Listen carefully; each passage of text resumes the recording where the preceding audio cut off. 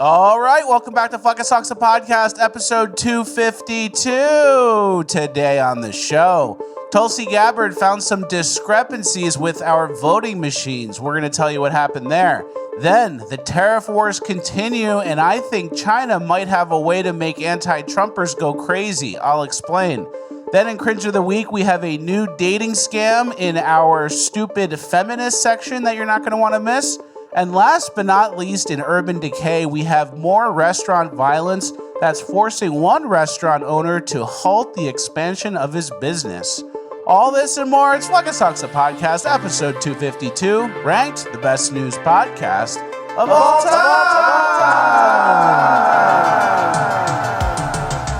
Because words are just words until action actually starts. And actions speak louder than words.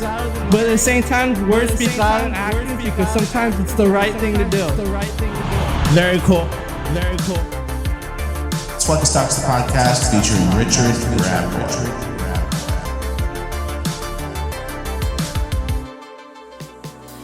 All right, one for one on the intro, as always. Guys, you know I give you the inside scoop when it comes to things I like and the supplements I take.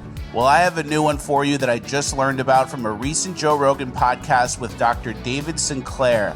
It's called NMN from Black Forest Supplements. Check this clip out. What is NMN? Good question. So about 20 years ago, Lenny Guarente and a team of us at MIT discovered a set of genes that controls aging in yeast cells, just brewer's yeast, what you find in beer and bread. And those genes are called sirtuins, and there are 7 of them in our bodies, 5 in yeast. And what they do is they protect all organisms on the planet, plants, bacteria, humans, from deterioration and disease. They're like the Pentagon. They sense when we're hungry, sense when we're exercising, and they send out the troops to defend us. So when you put more of these genes into a yeast cell or a mouse, they'll live longer, between 5 to 20% longer. And so we think that these genes are responsible for the effects of dieting and exercise, which is great. What that means is we can now mimic that with molecules. So NMN is one of those molecules. So is resveratrol. Guys, I've been taking NMN and I really, really like it. My brain feels sharper. It's easier to manage my weight. My energy is fantastic. My workouts are stronger and longer than they've been in the past. When you take NMN, your body naturally produces more NAD+, which is so important. And it also provides a lot of anti-aging properties as well.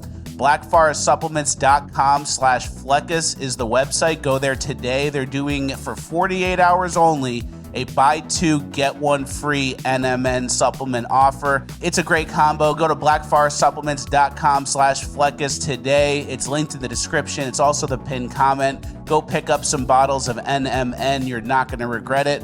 Thank you to Black Forest Supplements for sponsoring. Let's get into housekeeping. All right. Thank you to Black Forest Supplements for sponsoring. Thank you, Black Forest Supplements. Very cool. All right, guys. Happy Friday. We made it.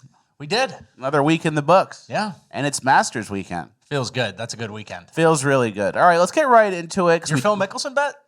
Not doing good. Already gone. Not great. Is he going to make the cut? I really hope so. After Thursday's early round, it's already over. And he used to always get an eagle on one of the holes in the back 9. 12. He always plays 12 really well. But now I have a feeling he's like 60 years old or something. All of a sudden, the things that were giving us the best odds are also working against him. So that's gone. Turns out he's an old man. And Fleckus does this thing too, where we never gamble or we don't want to, and we never promote it. But then whenever we do, I'm like, yeah, put $10 on Phil Mickelson, and then I see him getting pissed at Phil Mickelson, and it's like he bet $100 on like a 1,000-to-1 long shot. Well, bet $10 and you win this. Add a 0 and you win that. Yeah, that's the Fleckus math I do. But then bet that, and you might as well rip up the bet. So until one day it will hit. Okay. All right, we have a lot to get to. We have a packed Urban, light Cringe, and a great housekeeping. So let's jump right into it. Yeah. Our first story of the day. Can you give that a read? Breaking per report, Navy Vice Admiral Shoshana Chatfield refused to put up POTUS and SecDef pictures in NATO HQ. Also held an all hands where she said, "We will wait them out for 4 years." And she was relieved of duty, immediately fired. Bye-bye. Bye-bye, Vice Admiral. Hope it was worth it.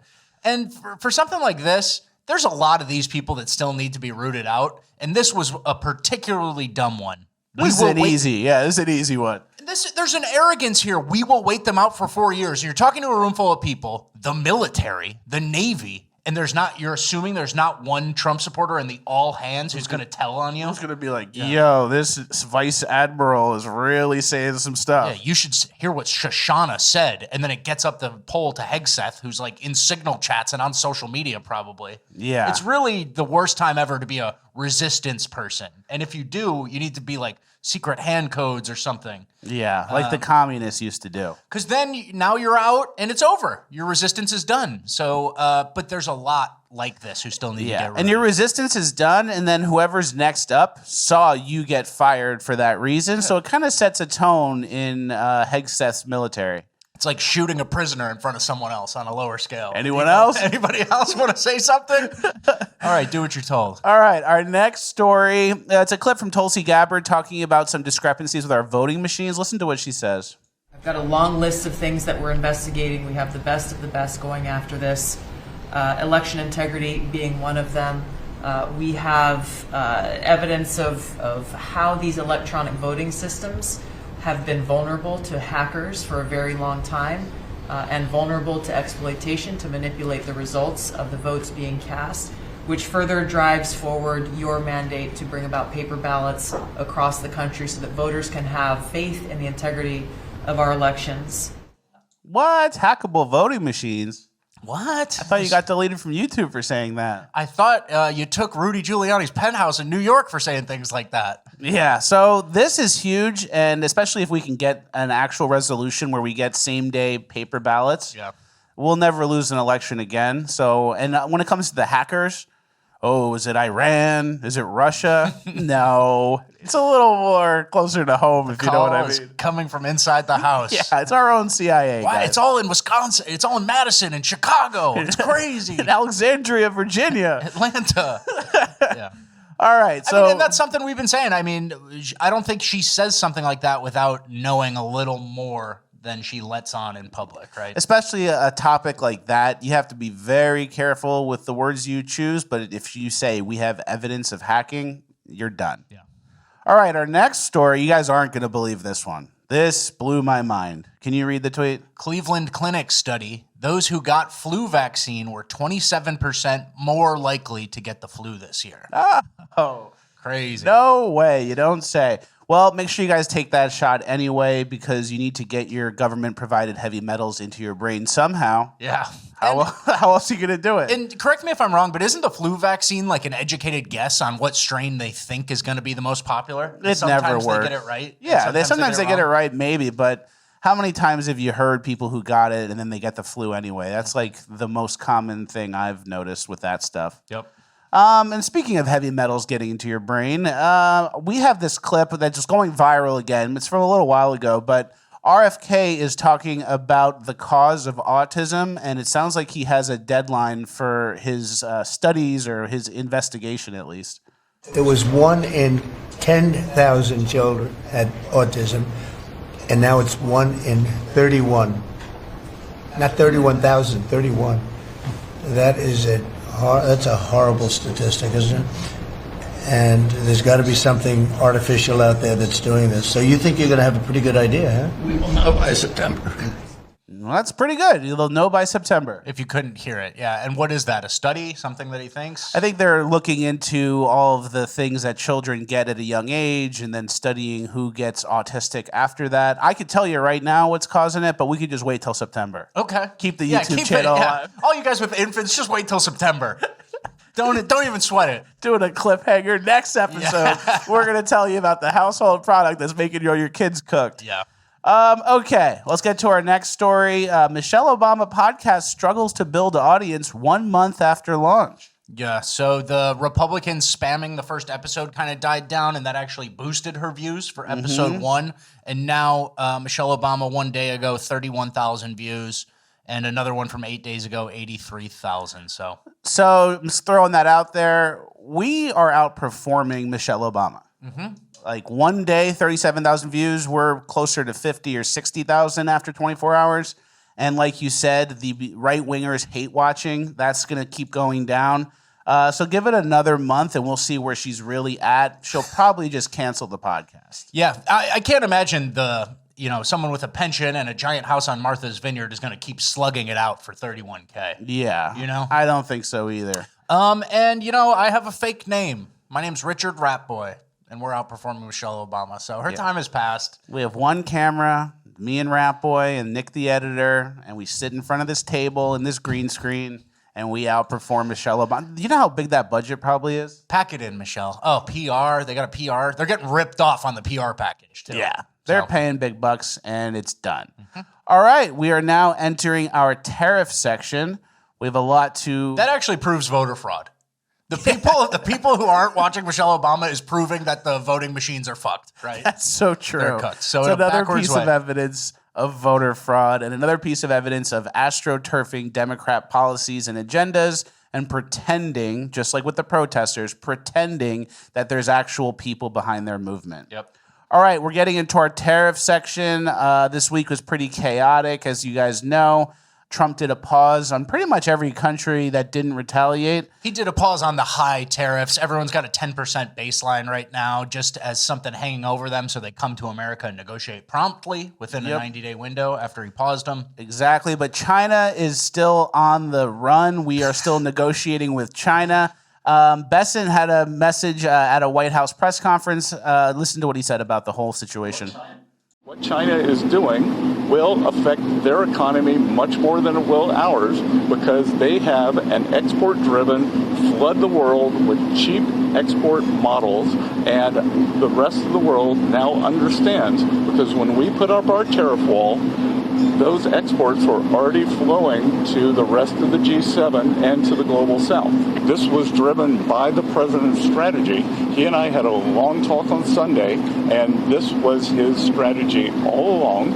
And that you might even say that he goaded China into a bad position. They responded. They have shown themselves to the world to be the bad actors, and we are willing to. That's what I like to hear. Trump's got a plan. China's in a corner and getting desperate. Mm-hmm. And the White House even tweeted, "Let him cook." Yeah, which we like to see that they hired some younger people to work the Twitter account. Yeah. And then we found this old tweet from Trump from 2014. Can you give that a read? Deals are my art form. Other people paint beautifully or write poetry. I like making deals, preferably big deals. That's how I get my kicks. That's what I like. That's how he gets off. He bullies China. He backs China into a corner. And I mean, that's good. The market rallied into it. It dumped the next day a little bit, but less than it rallied. China's alone. They need us so bad. And yeah, there's like short-term pain for us, but the short-term pain for China is horrible and the long-term pain is horrible for China. Like us, sure. And the stock market, of course they love cheap Chinese shit. Mm-hmm. Of course Amazon and Apple love cheap Chinese shit, right? Yeah, of course. But long-term, we're going to speak about pharmaceuticals and stuff. Pharmaceuticals, fridges, complex machinery. A lot of that stuff would be better off brought here, and then it also helps us in like a war or a scenario where things get greasy, right? Exactly. So China's in a corner. They're desperate. They're either going to crash their economy to spite Trump, or they're going to come do what Trump says. Yeah, they're devaluing the yuan, their currency, and there's a few little moves left. They're stopping movies going into China. And that was unrelated to tariffs. That was because of Snow White. That was just a good idea. They just had to. That was completely unrelated. But yeah, I mean, they're defiant right now, but hey, we're the biggest market ever. We have, I think, a 5x deficit with them, ratio. Like we buy 5 times more than we export to China. So who do you think can really survive that? And there's tons of other little trash countries who are desperate to get a little piece of China's pie. That's a good point. And Vietnam takes this, and India takes that, and it gets greasy when China's isolated, right? Thailand, Japan. Yeah, and that's not ideal. That's not the end game of these. We want to onshore manufacturing and build more products in America, but that's a temporary thing that really hurts China as well. So yeah, China doesn't have to be the only game in town. And then before Trump announced lifting the tariffs, 3 hours before, he said, don't be scared. Now is a great time to buy. And then he made the announcement, and then QQQ went up 12%. It was the biggest intraday swing in maybe history, $50 on the indexes, unheard of, 10% index game. And then someone tweeted something that really resonated with me. It said, the guy who directly controls the world economy told me it was a good time to buy, and I didn't buy. We're over here betting on fucking Phil Mickelson, and I didn't buy. And look at us now, broke. Pathetic. All I do is go on Twitter and focus on like coins and stock market. Yeah. It's not like we're at the oil well all day and it's like, damn, I missed it. And the move happened. It's like we're on Twitter, we're looking. I'm always looking for uppy plays. We like Trump, we listen to Trump. So we feel really stupid, guys. I feel really stupid. I feel almost as stupid as when no one told me that Newsmax was doing an IPO and it went from $10 to $270 in one day and no one told me. Yeah. This is actually worse because Trump tweeted it. He told me directly. I know. So not good. And obviously with these tariffs, things can look a little different in the future when it comes to manufacturing. We have RRB in the sock factory here. Yeah. There's you. Tough break. Yeah. And then a lot of AI guys are looking like me these days. Yeah, you're an American man. They like glasses and blondish hair, I guess. Yeah, you're a classic American man. Thank you. Yeah, and then when it comes to the tariffs, a lot of people are wondering, is Trump in control? Is he playing 5D chess? Does he have a plan? Is he kind of winging it? But then someone asked ChatGPT to explain the art of the deal, and when you hear that explanation, it might click for you. It says, number one, start with an extreme position to create room for compromise. Number two, use attention-grabbing statements to control the narrative and put the other side on the defensive. 3, create a sense of urgency to pressure the other side into making concessions. 4, keep the other side guessing about your true intentions and bottom line.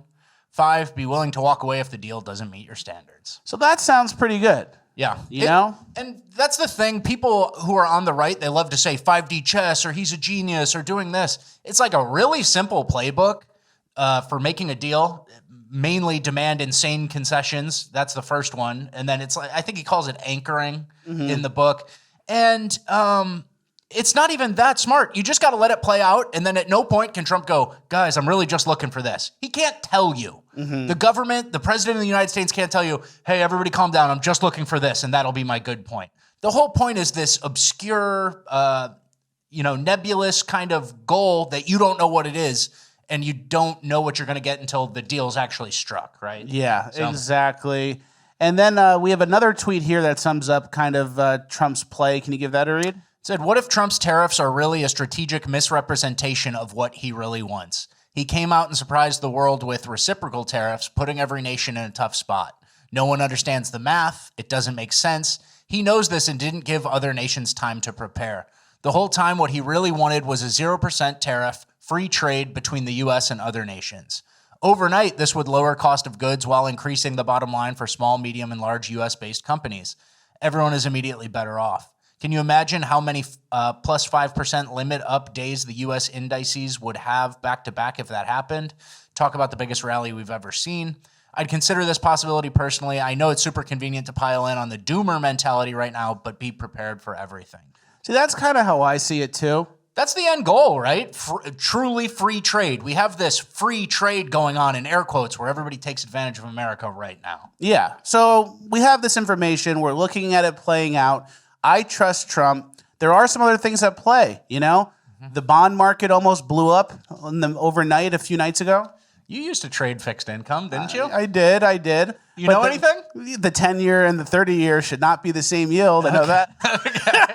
So the bond market kind of almost blew up like 3 nights ago, and that probably has some stuff, playing into it. People are speculating China was dumping treasuries, causing that as well. They were. So they sell the bonds and the yield goes up because the bond price, it's inversely related with the yield. So it is a fight is the point. Like, we do our moves, China does their moves, and then hopefully we have more ammo or more at-bats. And China's desperate. They're going to do some rat moves. They, to use an example from Cringe of the Week, remember the girl who was getting money from the guy who just texts her money all day? And it's the least work ever? That's what China has with us right now. Oh, cheap plastic. They keep buying. It's pathetic. They keep crawling back. We just make our currency a little bit less valuable. So they really, really love it, and they're going to kick and scream and do anything they can to keep this relationship exactly the same. And we showed you the Nancy Pelosi shit. They've been doing it since 1996. Yeah. And they go, oh, it keeps working. And long term as well, China is thinking they just have to wait out 4 years. Because Trump, somebody else will get elected. Who knows if they'll keep, unless J.D. Vance wins and decides to keep using the tariffs as a tool. or something, so a Republican does that. But they're thinking on a different time scale, and they don't want to lose face. But we can make those 4 years really miserable when the rest of the world is negotiating deals and it's 1v1 versus China. So I like our position. The markets are still volatile as hell.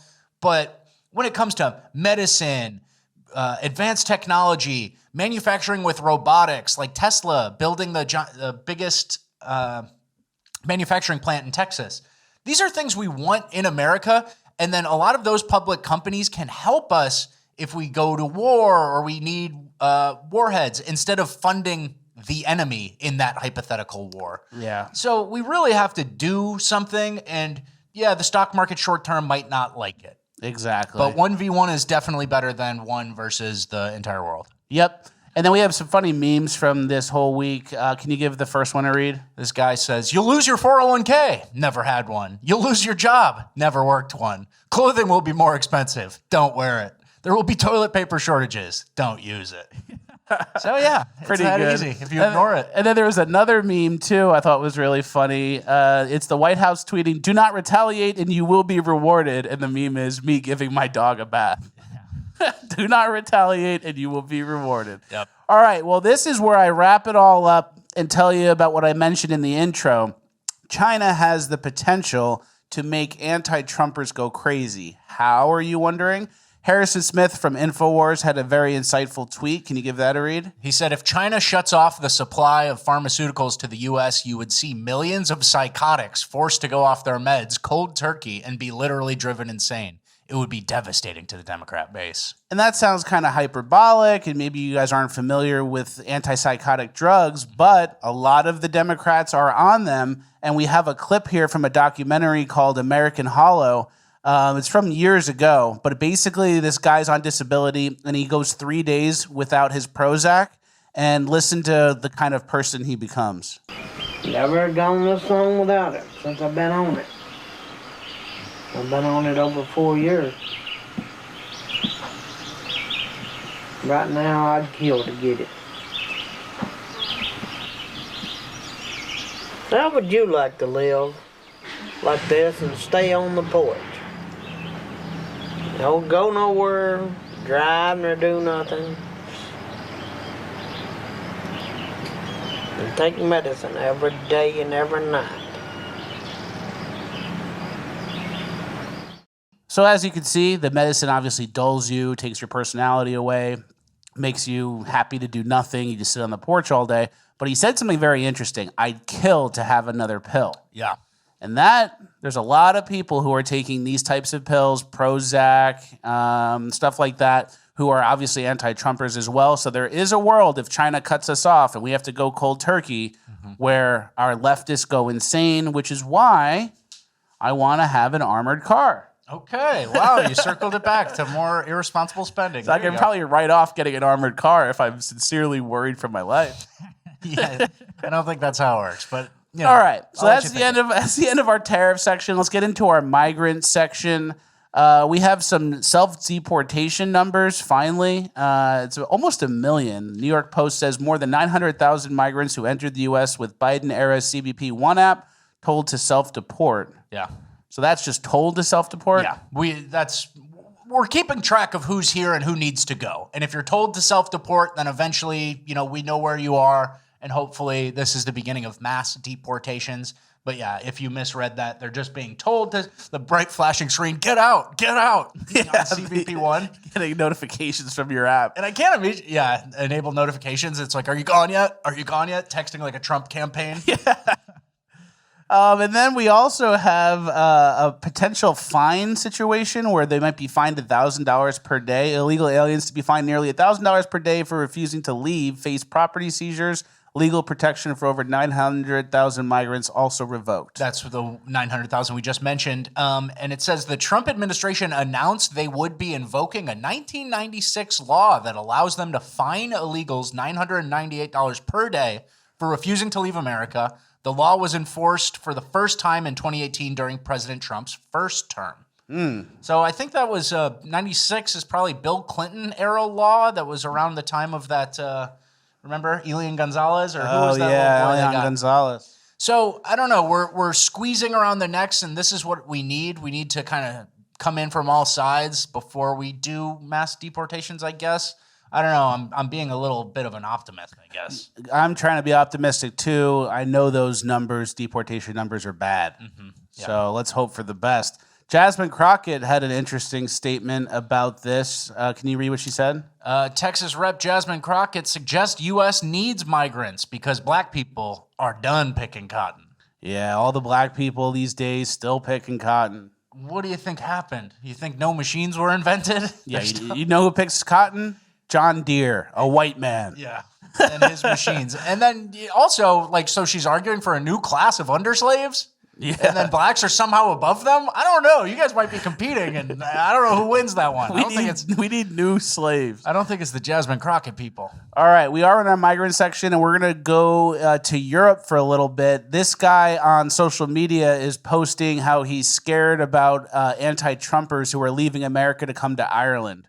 We're about to get overrun with fucking Americans. Record numbers of Americans are trying to become Irish citizens. Yeah, you're already overrun, brother. Yeah, you're worried about Americans? What about West Africa? What about the Mohammeds? Isn't Mohammed the #1 name in Dublin now for babies? Yeah. And we're worried about Americans who kind of look exactly like you and are mostly Irish too. And then they're like rich enough to relocate and move internationally. So it's like rich white liberals coming to Ireland. Not ideal, but it's way better than people from Somalia. And that's something we've seen too with Canada. Like the Canadians are gearing up and so mad and posting on social media, talking about how they're going to fight to the death for the trade war against America. And it's like, oh, you're ignoring the whole flooded with Indians thing?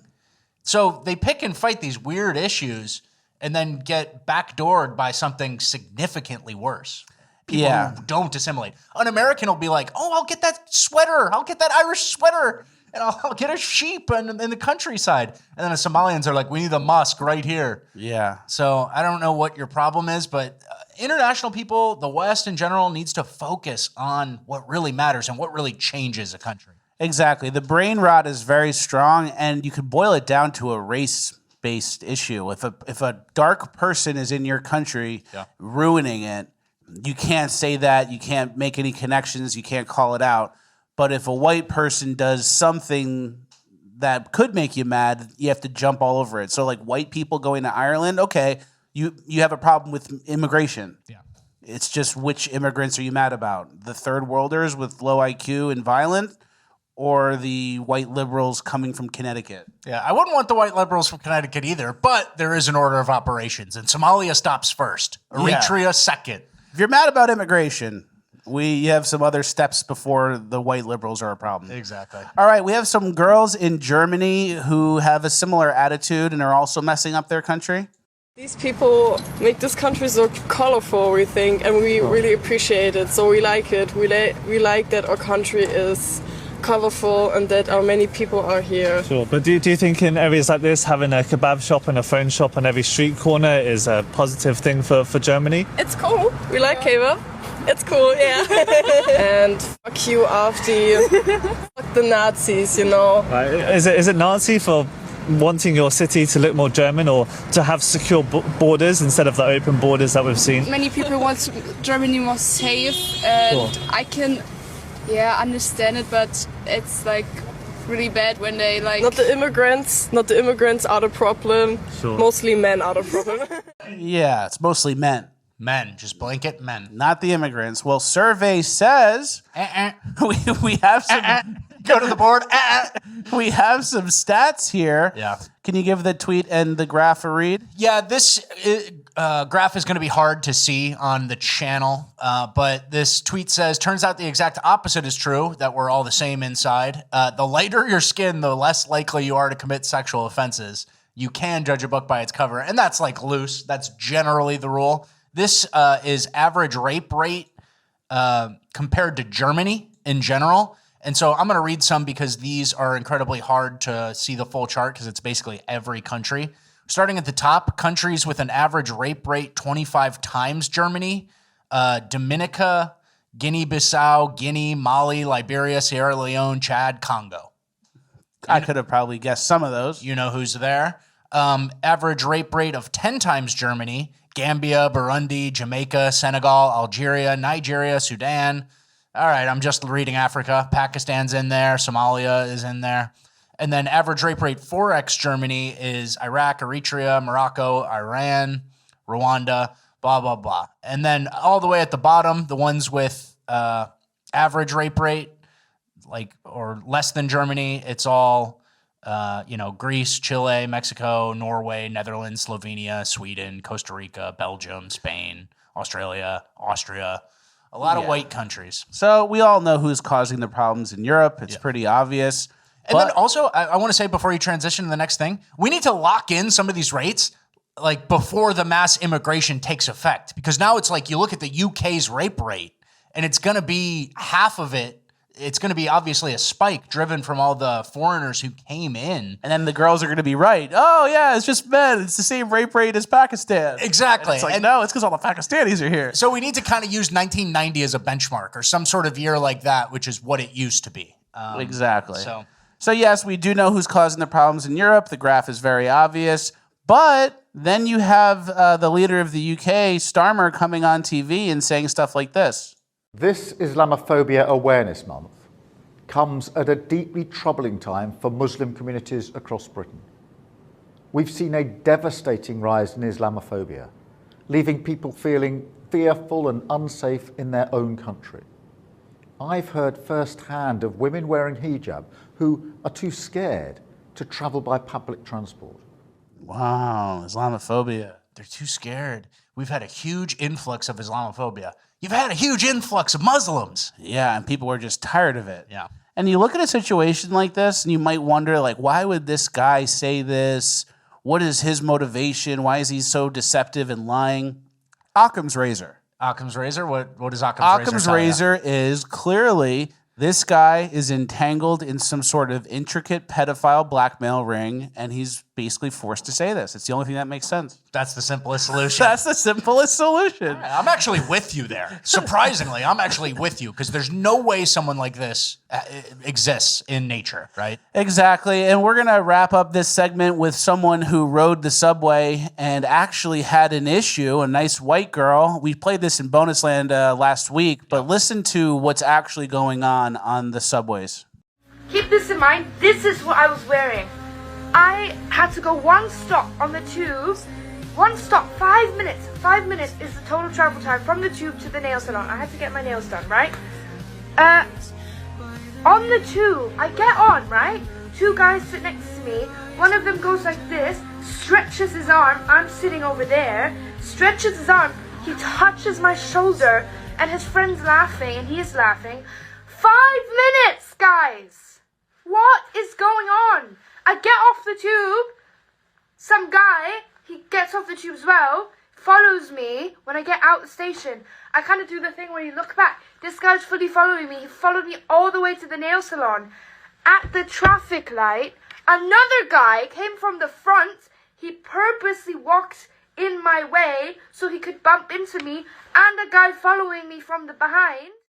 So that's what's really going on in the subway. Basically, every Muslim person she came into contact with either was inappropriately touching her, bumping into her, or following her. All independent Muslim. I think there are 4 or 5 guys in that story, and she just calls them guys. They're just guys. They're Londoners. Yeah, could be anybody. They're Brits, you know? Yeah. And we know who's obviously doing it. That sort of thing is typical of Middle Easterners. How about that? Starmer coming on and saying Islamophobia is the biggest issue. Women in hijabs don't feel comfortable. And it's you have a white girl wearing sweatpants and she can't go 5 minutes on the subway without getting harassed, touched, and violated. One stop on the tube and she's groped. So crazy. Okay. All right. We're moving on to our final page of housekeeping. Make sure you guys use this opportunity to help us tickle the post, help us juice the algo. Leave a like, leave a comment again. Then start yapping. P.O. Box needs to be full. Notifications need to be on. And the link to the show needs to be sent to the boys in the group chat and girls in the group chat. Smart. Girls, too. All right, our first clip. This is kind of uplifting. I thought it was pretty cool. There was a river that flooded, and this guy owns a restaurant. And look what he did to fight back against the flooding. You can see the water right now where we are standing is about 3 feet deep.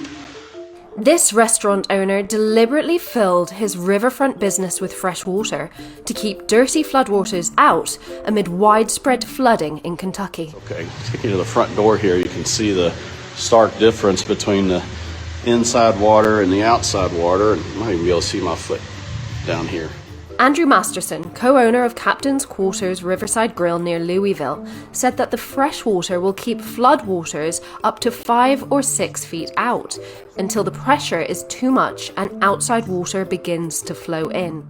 That's kind of cool. I like that a lot. I didn't even know you could do that. But you got to get that one right. Yeah, you flood out your whole place and it missed us. And it only comes up to just before the door. Yeah. And it's like, You're cleaning for weeks. And it's like, yeah, at least it's only fresh water. No, but and obviously it worked. And it's like exactly at that level. So shout out to Captain's Quarters in Kentucky because I like that. We should reward smart guys like that on our side. That's a good idea. And it's science.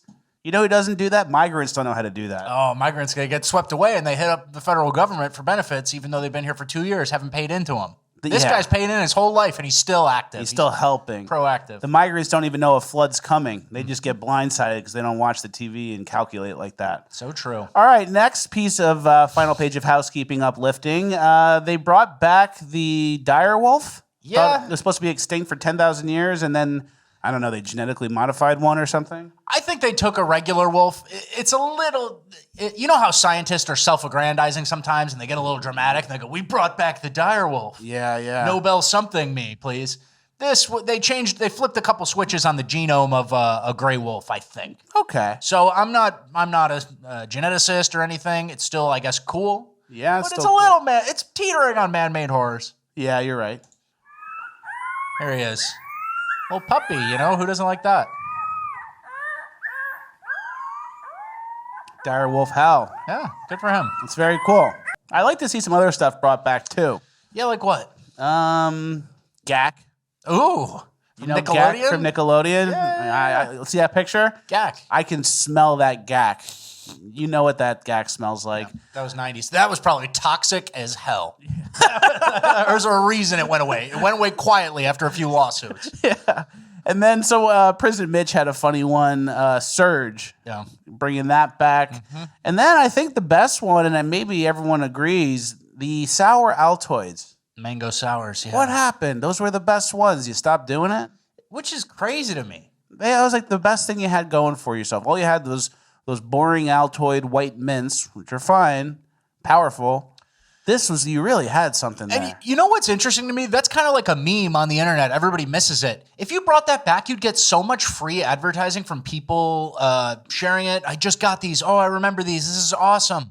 The memes would go crazy. And instead, people do they give Dylan Mulvaney a Bud Light can, Everyone just needs to hire us. That's what I'm saying. We'll tell you what to do. Okay. All right. Next, obviously, we mentioned earlier, it is Masters weekend. And then in the Masters, they always have the winner. But then they also have the low amateur winner. Yeah. Who is like the best amateur out of all the amateurs. It's a great tradition. And I just saw this online. 1990, Chris Patton, Masters low amateur. There he is. They don't make them like that anymore. That's a certain type of guy. Oh, yeah. That's Americana. You see him fat in the sand trap? Yep. And you know what's funny? Nick Faldo won that year, and he's like Sir Nick. He's like an Englishman, and this is his American amateur counterpart. So that's what I like. That's good juxtaposition.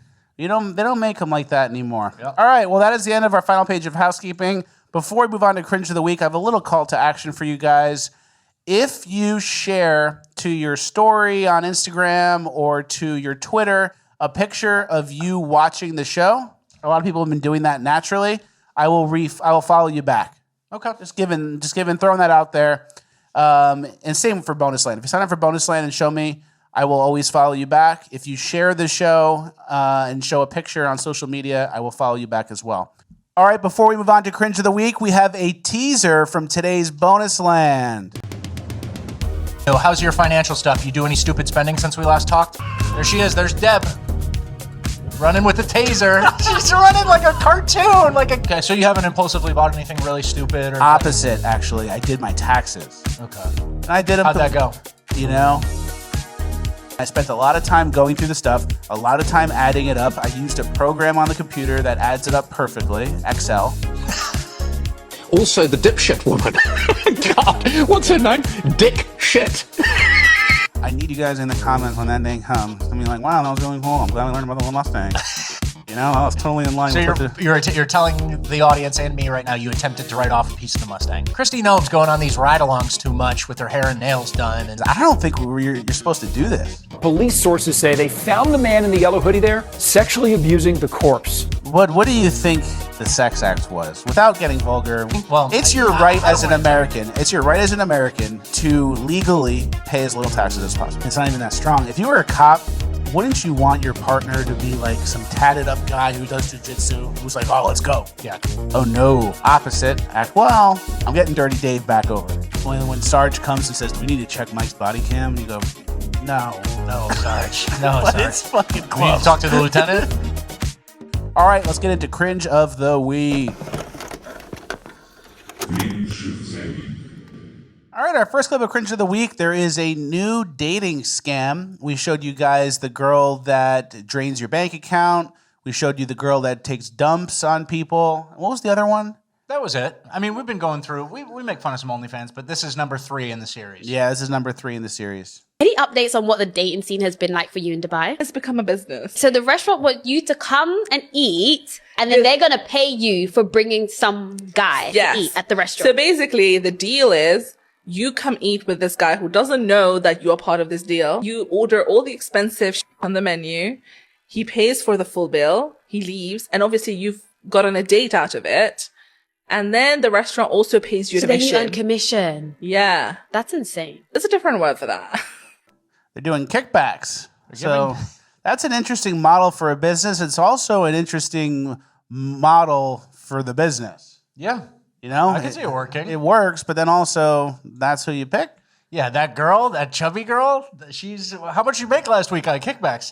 One date, $40. You know, it's like, get a model, she'll clean up, It's like right? this girl's ordering $900 of crab claws, and the guy pays for it and goes, oh, okay, I'm happy. Yeah, she starts running up the tab. She ends up in a dumpster in Dubai on some missing posters eventually.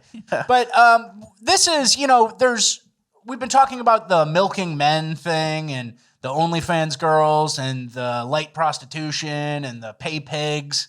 And now this.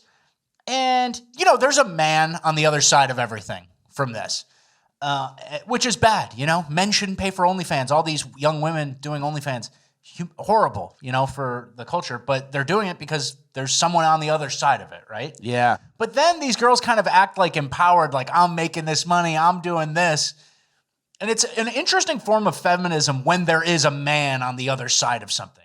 Like, I'm doing this, I'm a boss, babe, and yeah, I'm entirely dependent on pathetic men. Yeah, that's a good point. Feminism, self-empowerment. Oh, yeah, this is so good. You were able to get a guy to buy you dinner, and then you got a kickback. And you made $500 because he bought 2 bottles of champagne and, a vintage Pinot Noir. Yeah, and it's like, okay, yeah. So it's like a weird feminism. You're absolutely right. It's a weird feminism where it still requires a man, but just in a different way. Instead of a man that loves you and supports you and gives you a homestead or a homestead-adjacent lifestyle where you can just stay home with the kid, instead of that, that's not empowering. It's empowering to basically steal from a guy and lie to a guy and play a guy. Or just separate his cash from him. And then that's your version of some sort of feminism, like I'm a boss bitch, I'm my own.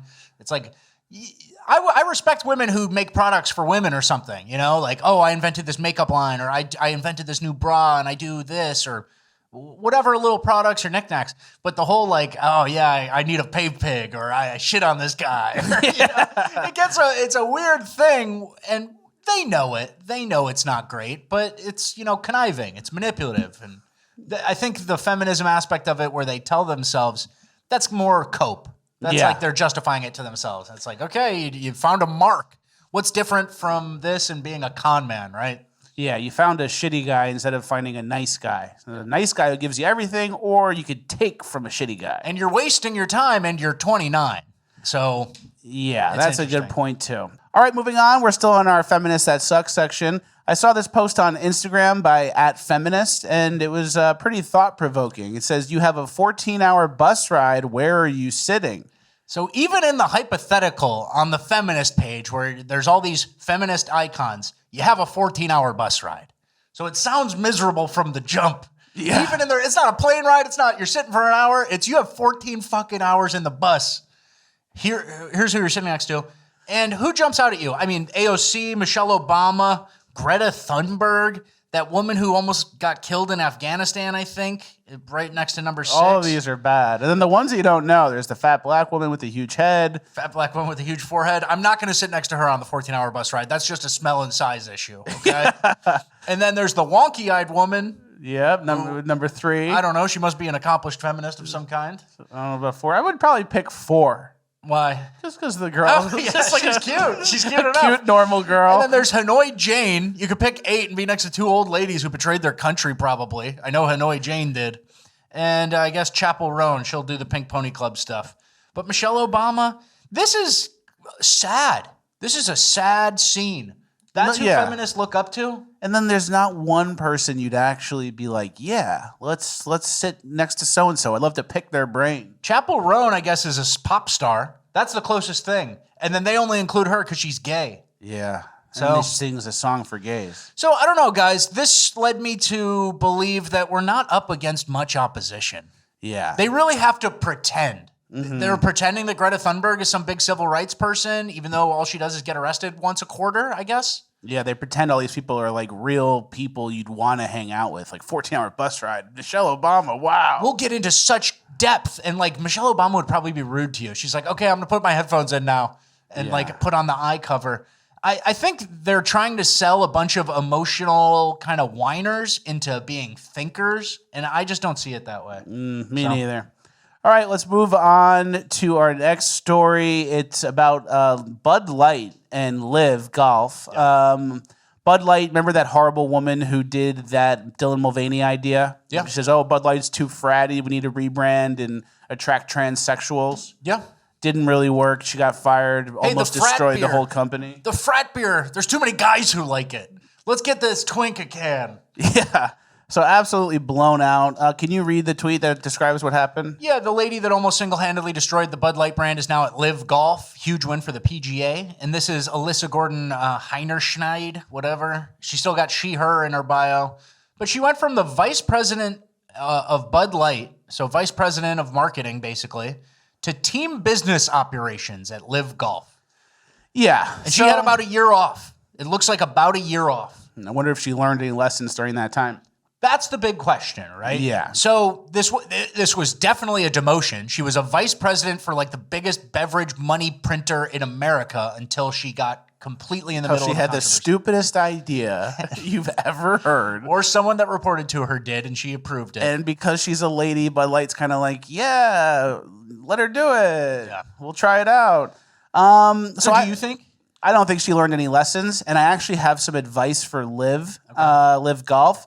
At your next tournament, when it's done and you're presenting the trophy on the 18th green, after that, announce that this woman's fired WWE style. Okay. And everyone will go crazy for you. Okay. And then basically make every tournament like the Waste Management Open. You know that tournament, right? Mm-hmm. Where everyone's drinking and going crazy. You can hand out like those drinks they give you in New Orleans, the 3-foot-long hand grenade drinks. Yeah. And you could just become UFC frat golf. Let the PGA Tour kind of be the classic golf players and like the boomers and the people who think that like golf has a certain je ne sais quoi. Yeah, pants, collar, pants, shirts. And proper, and the art of the game and the history. Let the PGA have that. You guys become UFC frat golf. Happy Gilmore style. Happy Gilmore type shit. Okay. Make it a real party, and I think you'll do great. I think that's good advice. Yeah, I think so too. And this woman also is, she was this idealist trying to bring feminism and, these different opinions to Bud Light, and now she's taking Saudi money for golf. It's really funny to me. Yeah, so that's my advice to Liv Golf. Please send $240,000 to the P.O. Box, either in cash or a check, and I will take it. $240,000? $240,000. How'd you come up with that? That's your going rate? That just seems about right. They can afford it. I think consulting at that high level, if you give them a real idea, they pay whatever. Yeah. Greg Norman, if you're listening, Send the check. 240K. Send the check. I gave you the playbook. Yeah. All right, moving on to our last clip from this section. I thought it was a non-binary, but it might be a guy. But the whole group is still considered feminist, I think. Okay. This group of feminists, some male, some in between, they tried to jump a car, and look what happened. What are y'all doing, bruh? No, they're new. Okay. You guys put them on backwards. What is all that? Coolant? Does this car run? Yeah, generally. Red goes on there. That's what they're. Negative on there. Okay, so black one first? It could have been my fault. You guys let them burn up. Yeah, they're all touching now. The wires. These are ruined. These are junk. Okay. There's no more. Fused it together. So they had them backwards. Yeah, I know what happened. I could tell from the inside. Dude, that ain't your battery. That's this car. Start it again. Start it and rev it. Yeah, your battery's good to go. I don't even know why you're hooking it up. All right, take off. You're good. What's it doing? I'm trying to figure out how to turn around. Go! Press the brake. I don't know how to keep it on. Keep it revving. Don't be a baby. And go. Go! Forward. Forward. Close. Do it again. Forward. One more time. You're good. Keep it revved. Come on. Rev it. Hey, rev it and go. Come on. Do it again. Keep going. Watch this at the end. Somehow he figured it out, y'all. Off into the road that you're on. Yeah. And you have no idea what happened for an hour leading up to that, right? So they couldn't get the car figured out. That guy's energy was really funny. Yeah. It was a dad energy of like, what are you guys doing? Like, what are you, like 15? It was a dad with a teenage daughter, though. And that guy shouldn't have been acting like a teenage daughter. Yeah, that's true, too. And then that's also who wants to put us in camps. You think so? I don't know anything about this political Those people are all leftists. They all hate Trump. They all think they know better than us. He's on his computer a couple weeks away from going trans. Yeah, and they want to put us in camps, and they don't know how to attach jumper cables correctly. They almost killed themselves doing that. Do a RAV4. But I'm sure they know how to work guns, though, you know? Yeah. All right, well, that's the end of Cringe of the Week. We're now moving on to Urban Decay. All right, our first clip of Urban Decay is a sad story out of New York City. A girl was slashed by a repeat offender. Can you read the headline, please? Yeah, deranged NYC slasher's alleged victim is a 25-year-old off-Broadway costume designer who was living her dream. And there's this sweet, innocent 25-year-old girl who has to be in New York because that's where all the costume design happens. And she gets slashed by a middle-aged repeat offender.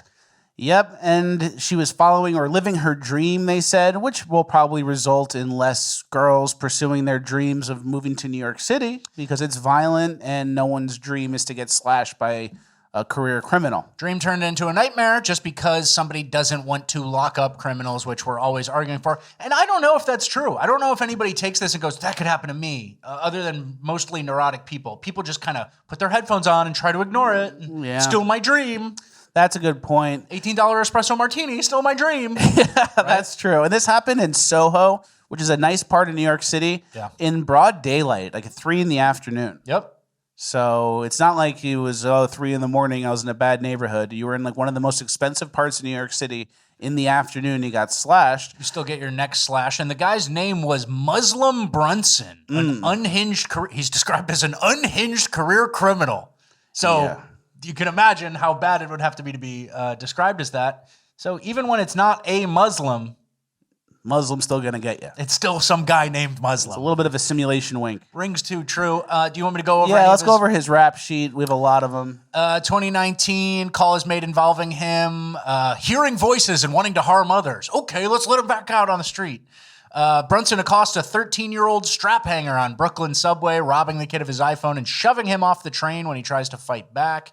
He's freed under a special no-jail program that instead mandates mental health treatments that he's going to skip in a few weeks. He doesn't even know what that means. 2020, he's reportedly hearing voices again. Those never went away. And he's transported to a hospital. 2020 again, just like a week later, hearing voices telling him to hurt other people and to not take his medication, and is taken to Lincoln Hospital in the Bronx. If you're hearing voices on your medication telling you not to take your medication, I think it's already lost. The medication already lost the fight with the demons. Yeah, it's lockup time. Yeah. Another report is made in 2022 that he needs medication. He violently shoved a female civilian NYPD employee on the subway, breaking her eye socket. That's one of the major ones. 2023, he's released from prison. Public lewdness. His parole ends. And then finally throws the bottle at the woman in Soho, slashing her neck. Yep. So that's who's out there. And then this is what he looks like. Here he is being arrested. They gave him a sick NYPD hoodie, though. Yeah. Kind of looks... Did they give that to him? I'm assuming he was probably covered in like piss or blood. Yeah. Okay. And they needed to cover him up, but they still give him that hoodie. At least the NYPD is multicultural. We got an Indian, a black guy, and a Latino type. Yeah, that's good. But they don't lock the criminals up. They don't keep them locked up. And this poor girl, you know, that's why this end of the line, this girl probably hates our guts, doesn't even share our politics. You know, that type of person who moves to New York or is not thinking about it at all. And she's not thinking about it at all, but the adults in the room need to be, right? Mm-hmm. Because this type of thing happens when you have George Soros type DAs doing the fucking restorative justice bullshit that gets a guy hearing voices slashing people's necks back out on the street. Yeah, exactly. And it's not tasteful to say I wonder who she voted for, but she works in the theater in New York. You could probably guess. I think you could do a man on the street in New York City, and you could show a picture of a black guy's mugshot and say, does this person deserve to be in jail? And I think most people would say no without even... normal people would say, well, it depends what he did. Yeah. I think a lot of New Yorkers would say no. And then if you showed me, I would say yes. I'd say yes. It's like, you don't even know what he did. It's like, Is it a mugshot? Yeah. Okay, lock him up. I'm sure it's something. But like you said, with the DAs and how bad things are crime-wise, you know the saying, good times create weak men, and then weak men create hard times create strong men. There's a cycle. Yeah. This is the first time we're doing that cycle after being like chemically poisoned and having the men's testosterone lowered. I agree. Yeah. You know, so back in the day it was happening, but eventually the men stood up and stopped it. But now we have this like epidemic of low testosterone from our chemical poisons in the environment. So will we ever climb out of the hard times? And like the hard times can go even further and worse than they would have because it's an unnatural resistance level where men who would have had higher testosterone would have naturally stopped this 10 years ago. So it's hard times while we're being poisoned to create weak men again and then continue in hard times. The weakest men. Yeah, exactly. Okay. There's something there. All right, let's get to our restaurant section. We're not going to speed through it, but we do have a lot to cover here. A lot of restaurant crimes, and it's leading to people changing their lives who own the restaurants. One restaurant owner, this is the third time the same location has had a break-in. As he prepares to expand his business, he says because of this type of crime, opening more locations in the city might not be possible. Joe Fontana, owner of Fry the Coop, has 9 restaurant locations in the Chicago area. His 2 city locations have been broken into multiple times. This is the 5th time we've been broken into, the 3rd time here in Westtown. Fontana sharing this surveillance video of a break-in that happened at his Westtown location just this morning. They broke our front door, they shattered the glass, they shattered our vestibule glass, then our door to get in. His restaurant was one of 3 others hit. Chicago police say the suspects busted the glass front doors and took off with money from the cash registers. Fontana says the damage done is more costly than what was stolen. There's only $9 and change in there. So they caused about $3,000 worth of damage in 2 minutes only to get some pocket change. Joe is getting ready to open. So that's what you're dealing with. Yeah. People willing to do crimes and destroy property for nothing because they should have been locked up probably 3 offenses ago, and they never do. And then now what? These normal business owners need to deal with it and lose money, or close down your restaurant, and then your neighborhood becomes even worse, and then your ratio of like criminality to reasons to go to a neighborhood gets out of whack, and then what happens? Cheap property, and then some guy, some fat cat capitalist might clean it up and then flip it. But unfortunately, that's not good for the general population. And then, yeah, he said a $3,000 bill to get $9 out of the cash register. So And what's your average profit margin for a month on a high foot traffic fried chicken place? Maybe 3,000, 4,000. So boom, the month's profit's gone. I think I'm going to open in Arlington Heights. I think I'm going to Schaumburg now. Yeah. I'm not really working downtown anymore. I'm going where the police are highly responsive and criminals aren't there. So it's really sad to see.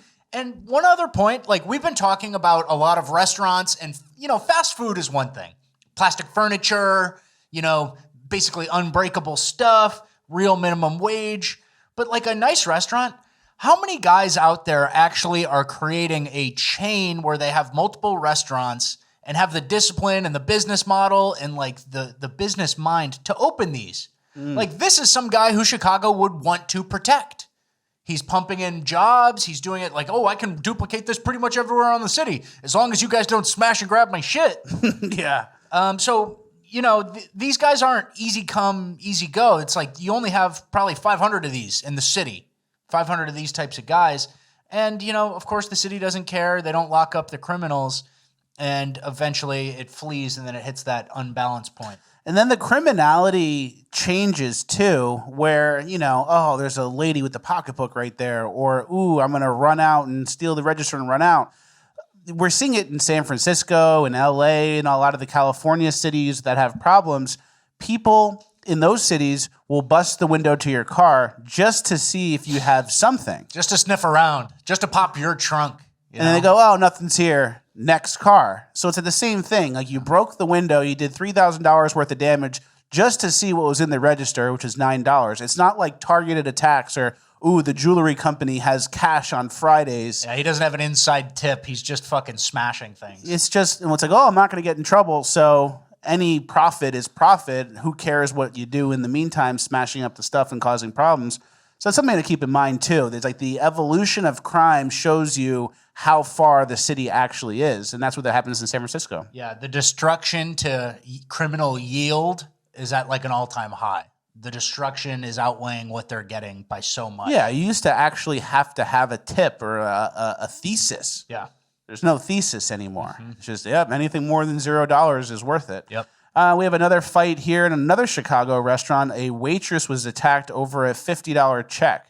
A waitress attacked and beaten at a Pilsen restaurant by two female customers who then took off. This happened on Sunday at El Taco Azteca in Pilsen. I feel rage primarily because something like this has never happened before. And for it to be over a $50 bill just doesn't make any sense.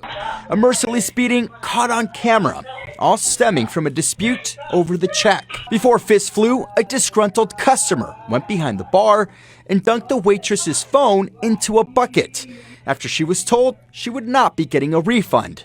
The restaurant alleges both customers had finished most of their takeout order when they demanded a refund. That same customer then takes her frustrations out on the restaurant. She starts making a mess of the place. Employees tell me the waitress began to call 911, escalating the situation into an all-out melee. The beating continued for about 2 minutes, where both women were seen stomping, punching, and kicking the waitress. Very crazy. She broke a pinky, bruised ribs, just beaten up, over $50, and they're acting shocked. You got to watch Urban Decay, man. They'll beat you up over cold fries. They'll beat you up over sauce. Missing guacamole. Yeah, we've covered all of it. And they wanted a refund after they ate the food. Of course, that's the number one hustle. And then they cause a scene thinking you'll give in. And again, this is one of those, toss the iPhone in a bucket of liquid. It's like, that's $500 right there. You're crying about a $50 meal. $500 right there, the decorations, the medical bills for the woman. It racks up really quickly to thousands of dollars in damage from a $50, two black girls loud playing on their phone. It amplifies the crime where it would have been, they should have just dined and dashed. Yeah, it just ran out. If you're going to do something like this, you actually hurt more than a dine and dash. Yeah. All right, our next clip we're going to play really quick in the background here. Hold on, but this is what restaurants are dealing with, people breaking in, people stealing, walking out, dine and dashing. And you can't even discriminate anymore. You can't say, oh, well, we've had problems with black women your age, and they're the ones who keep hitting our establishment, you know, you're kind of like open to the public forever. There's no mechanisms. And then if police aren't helping you or have a slow response time, then you're fucked. And then eventually you just move to the suburbs. And what's in the suburbs? White people or, you know, Asians too, and like nice, higher class, affluent people. And then it's a food desert. And the cycle continues. There's a weak men, hard time cycle there too. Yeah, talking about. Big time. And then our last clip from a restaurant section. This fight was at McDonald's over sauces, chicken nugget sauces. Guy got behind the counter at the McDonald's and was swinging over sauce. Over sauce. And then someone made a point on Twitter I thought was pretty insightful. They said, how about a tariff on black crime? There's an idea. Now we're cooking. How would it work? All right. We're moving on. We're still in Urban Decay. We're in our Austin Metcalf section. There's obviously been more developments with that over the last few days. We're going to go fast through it, but we do have some points to make. This woman online made another video defending the stabber. Listen to what she says. I just wanted to put this right here because I noticed that a lot of people racist people specifically, were saying that Carmelo Anthony must not have had his father in his life and his father must be a deadbeat, no good person to raise this thug, and that he must be living in the hood and not living good. So I wanted to share these family photos of Carmelo Anthony with his father, his mother, and his siblings, who actually have been together for over 17 years. His family has been together for over 17 years. Okay. Okay. So he had a dad and a solid family unit and an upper class upbringing, and he still stabbed and killed a fellow high schooler at a track meet. So it's not fatherlessness. It's not socioeconomics. What's left? It's like you're not really making the point you think you're making with that. I think you're making racists more racist because they're like trying to control for certain things. It's like, wait, so he faced no strife? He didn't have a hard time with anything? Loving family? And he still stabbed them? He still snapped over nothing? The only thing left is, I don't know, the color of his skin. Yeah, he's impulsive and can't control it. His racial heritage, yeah. So it's not socioeconomics, it's not fatherlessness. As you guys know, we've covered this before, but the poorest white American town has lower crime than the richest black American town. Which is sad, you know, it's pathetic. Beattyville, Kentucky, and that says median income $14,000, violent crime per 100,000 people, 158. And then the other is View Park, Windsor Hills, California. That's the richest black area. Medium income, 160,000. Violent crime per 100 people, 196. So almost 25, 33% more. And yeah, that's really bad. And some people online are saying that it was self-defense. Yeah. You know, Poole, Tim Poole is saying that. Tim Poole went crazy. But even if you're in high school and you get into a fight, like I've seen plenty of fights when I was in high school, middle school, I've seen fights at the mall, I've seen fights at a football game, I've seen all kinds of fights. And there's like even though it's a fight and it's chaotic, there still is a level of decorum. Yeah. There still are some like unspoken rules. If you get into a fight and you're a high school senior, you can fight if you have to. You don't stab someone and kill them by stabbing them in the chest. Yeah, absolutely. It's not even hard. Really not. And then can you take a read at this one? Yeah, sure. All of American life revolves around earning enough money to escape the consequences of the civil rights movement. It's one giant intelligence test of avoiding legal traps, escaping compromised institutions, and lying through your teeth about what you're actually doing. Yep, and then we have it's a meme, and it's not funny because it's sensitive, but it's kind of funny. Your child has died from being stabbed by a black kid, Oregon Trail style. In the Oregon Trail style. Yep, it's new. It's not dysentery. It's not scurvy anymore. It's black on white violence. And then we also found out that the stabber's GoFundMe raised more money than the victim. Yeah. So that's kind of annoying. Mm-hmm. And then there's another story, and I want you guys to guess who's the victim and who's the assailant. Stephen Kemp, 42, robbed and murdered at McAlpine Park in Birmingham, Alabama. Police have charged Demetrius Henry with the capital murder. Guess who's who? Which one's Demetrius and which one is Steven with a PH? Yeah, exactly. But who knows? Maybe Steven asked Demetrius to lower his boombox volume on the hiking trail. Should have minded your business, Steven. Yeah. Or else. And that also happened in Birmingham, Alabama. So, in America, generally speaking, 13% of the black population does 60% of the murders. Yes. Birmingham is 70% black. So they're murder, and thus, so he can't go above 100. So basically, they're at 1,200% higher than the national average. Yeah. So you can't go to Birmingham ever. That guy didn't play the game that we mentioned in the tweet, the moving around, jumping through loopholes to avoid the civil rights movement. Mm-hmm. And I don't want to encourage this or, jinx us, but I do think that this will be a racially charged summer coming up. I think a lot of white people have had it. Yeah, which is not good, but there's something called black fatigue. Yes, yeah. Where you're just kind of tired of pretending that there's not a cultural problem here and stuff happening, and you have to look away. You can't be racist. You can't call it out. But a lot of people seem to be doing crimes and violence at a higher rate than everyone else. Yeah. So I think white people have noticed that, and they're more willing than ever to say something. And then, as we know, black people are willing to do something if something's said, and I think it could. Trump in power, white people feel more empowered. You could have a pretty hectic summer. This reaction to the Austin Metcalf stuff is really kind of, I think, separating some people. And then Richard Rappaway had a tweet too. Yeah. It said, saw a black guy at Trader Joe's, extremely polite, said, "Excuse me," chatted up the cashier. Still on speakerphone the whole time.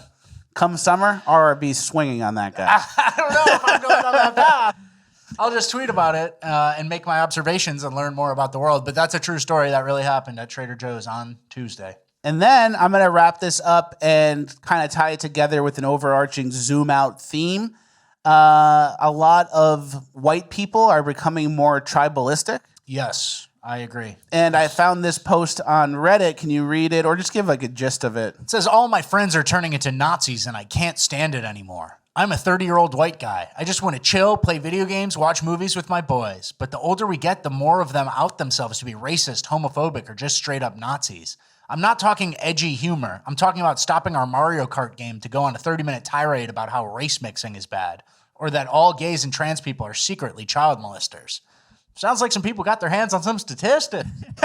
So it goes on like that. He wants to ignore politics, but everyone's turning so racist and evil and as they're older, right? And they're turning into Nazis. And it's like basically when you're a kid and you're naive, you're tricked into thinking, because he later says, "I thought bigotry was just for old people." Yeah. That's the trick when you're a kid. They trick you into thinking, oh, the old people are bigots because they're racially insensitive, but they're actually racially insensitive and bigots because they've had 50 years of experiences to kind of decide who generally does what. They've got the reps and they've seen it, news cycles, even propaganda. If you see it, you go, that doesn't sound right. And as you get older, you mature and you become less naive and you start to be reality enjoyers and you see the world for what it is and you have experiences and you kind of realize, oh, there's a reason to these stereotypes, right? But that guy is still stunted and he's still an adult baby, so he thinks, oh, my friends just became Nazis.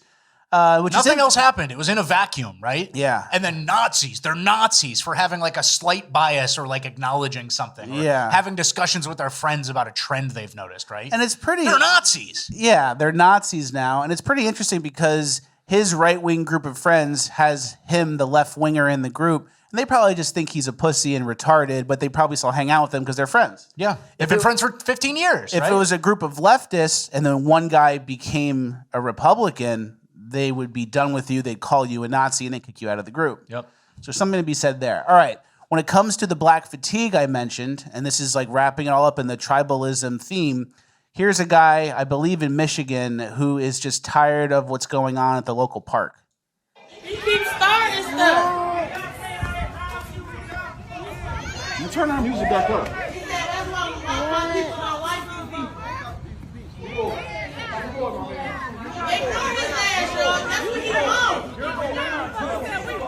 Yeah, make it leave. Go back to Detroit.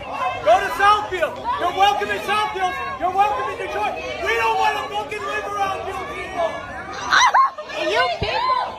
You people.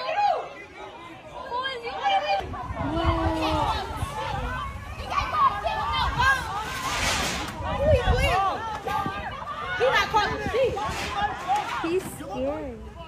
So they have his phone, and he's bleeding out of the back of his head after the video cut. Yeah. So something happened. They swarmed him, and they basically proved his point. Yeah, and they were talking. And I think he said the N-word. He said go back to Detroit. So he was instigating as well, which I wouldn't recommend sometimes, unless you got, unless you got a plan, unless you're not outnumbered by a lot. And you can hear them at the beginning talking about music being loud and all that. And so these people were causing a ruckus at the park, and this guy just wanted some peace and quiet. And he eventually says, "We don't want to live around you people." And they go, "You people?" Like racist. Oh, it's racism. That's the problem in this interaction. Not you guys overwhelming the park and being too loud and doing who knows what else. Yeah, and then what's the content of their character in a mob type setting, in a large group where they're annoying and loud and playing music that is abrasive to you? What's the content? I'm sure each of them individually would be friendly to you or nice, but the content of their character as a group taking over the park and then confronting you, all of a sudden you're bleeding and your phone's missing. I don't know what the content of each individual's character is, but I know I'm not happy with the result. Yeah, we don't want to live around you guys. 5 minutes later, they stole your phone and you're bleeding. Bleeding and your phone's gone. So to wrap up this whole point about the tribalism that's kind of bubbling up, white people are starting to become more tribal naturally from all this. Brett Weinstein was doing a podcast. I don't know with who, but or Skype. I don't know what it was. Listen to what he says. I think the Democrats are basically cynically toying with partnering with this so-called anti-racist movement, and that is going to back whites against the wall and cause them to start seeing things racially in a way that they haven't in more than a generation, and that the net result of those two phenomena is that we are going to be headed to a conflict that nobody knows the way out of. And what's more, unlike our first Civil War, there's not even a geographic description of a solution. Right? I'm not sure about that, though, because you have quite a lot of whites that are no longer interested or exhausted in their own identity who are not going to be taking up that war. So it gets a lot more complicated than white versus black. I agree it's more complicated, but do you see a way that it ends acceptably? I mean, you have a well-armed rural white population that is now correctly understanding that it is being targeted by a mob that claims it's guilty of all sorts of things that it actually isn't guilty of yet. It's pretty interesting. Yeah.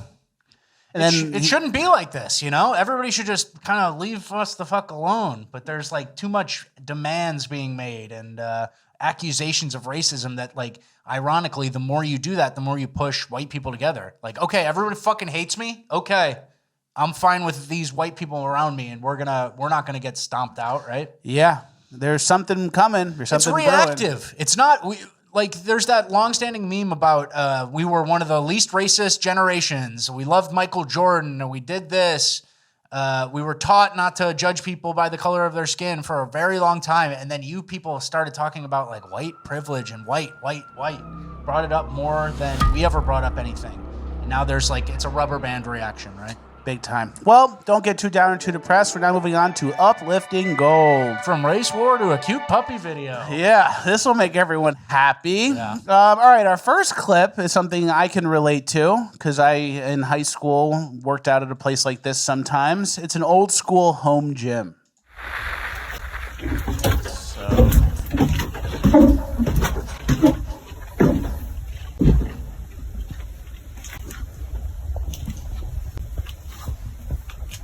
Yep. Dumbbells to 150 in the home gym. The American flag in a musty basement.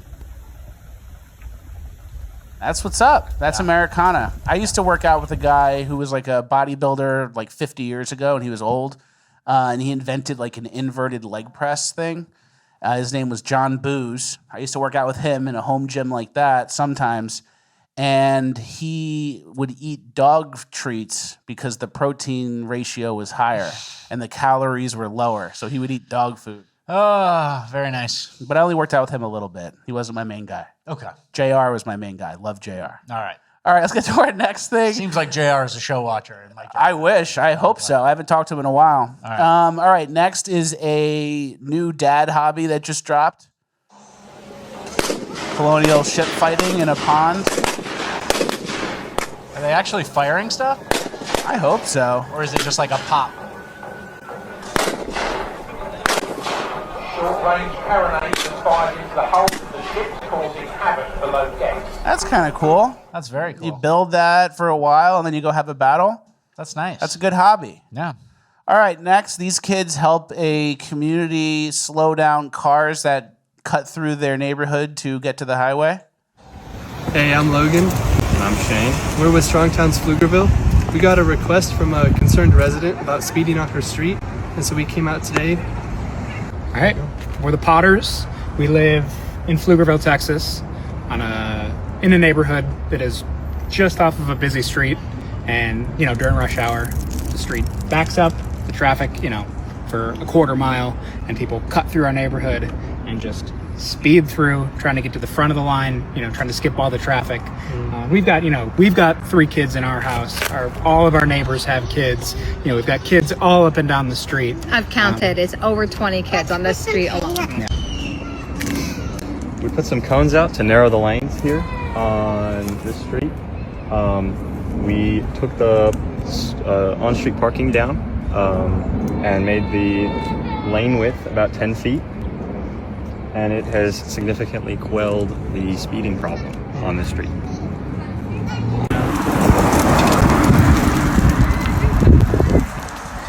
More, Strongtown's Pflugerville. We have Instagram, we have Facebook, we have a Discord. Yeah, it's very cool. Some kids are, taking it upon themselves to do something. They got the vest on. They're wearing the pennies that you pick teams with in high school gym class. Yeah. Yeah. They're helping a community. Good for them. 20 kids on the street. Yeah. Slow down, Pflugerville. That's a good point. I know. I wish they had a little more swagger, a little more camera presence. That would help their cause more. But they're going to get better the more they do it and the more they post on that social media of theirs. There you go. So good job, guys. Yep. You're good young men. That's what we need. All right, next, this guy is helping this other guy riz some chicks. Riz assist. Yo, hey, you changed my flat tire on the highway. Bro, I remember that shit. Yo, what was your name? Andrew? Yeah. Thank you so much. You changed my flat tire on the highway. Just like that. Yeah, you pulled over on the side of the road to help me out. That's awesome, bro. Thank you very much. Have a good one, bro. Yeah, hope your car's good. Yeah, thank you. You just go up to a guy talking to girls and just tell a great story about him. Yeah, that's a good move. That's pretty funny. But that kid probably doesn't know how to change a tire, and then if that girl likes him, he gets caught in a Jerry Seinfeld type scenario where that lie comes out when he's changing a tire and he goes, I don't know how to do this. And you're not even close to knowing how. And then she's like, oh shit, I thought he was like a strong, capable man. He's just a zoomer and he hits the vape. So it's not good to riz assist anybody. Okay, we're back. All right, next, Tim Walz did a event for veterans, and then he got heckled in front of everybody. Welcome to the Capitol. It's great that you're here. Sir, you're welcome to come. Let me finish. Let me finish.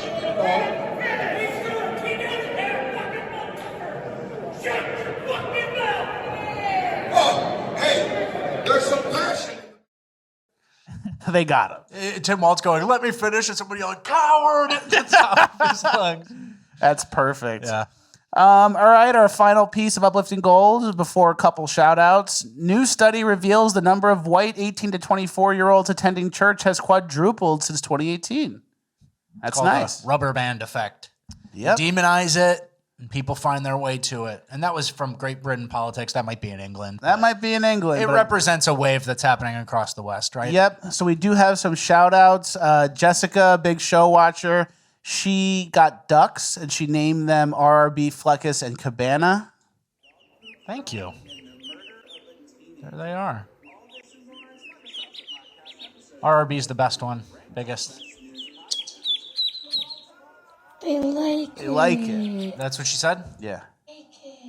Ah, they like it. They like the show. Love to see it. Very cool. I have a couple of happy birthdays. Happy birthday to Mandy Brown. She's a big bonus lander, and her sons watch. Happy birthday, and Mandy I think Brown. we've shouted her out before, but Mandy, happy birthday. Happy birthday to John Sciano in Tampa. Him and Bailey have watched together ever since they first started dating, and they bond over the show. There you go. So they had a part of their dating routine, oh, we're gonna watch the show. and now they like each other, and that's good because you probably see every issue said in like sometimes a harsh way, like fat and racist and transphobic or whatever. Yeah. And if the person next to you that you're dating doesn't react in a weird way, I do your vetting for you. Exactly. And Rat Boy too. And then congrats to Zach and his wife who named their baby Frank after we recommended it. I think you misinterpreted that. We kind of joked about them naming their baby Frank, and then they made the middle name Francine. So they made a leap, but technically they're crediting us with naming the baby. Still counts. That counts as something. That definitely counts as something. That's the end of the show. Thank you guys for watching. Like, share, subscribe, all the good stuff. FluckusTalks.com for bonus land. We have a great bonus land coming your way. 30 minutes extra right now. I think our last bonus land we did like 40-something minutes. Yeah, we've been going long. We've been going long. Doesn't really matter, you know? We're happy to do it. Very happy to do it. So sign up and join. It helps the show, keeps the lights on.